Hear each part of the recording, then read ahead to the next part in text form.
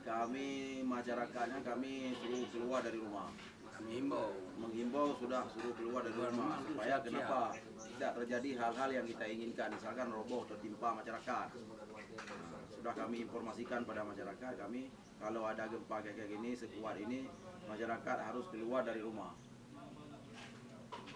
Alhamdulillah masyarakat pun menyambut positif.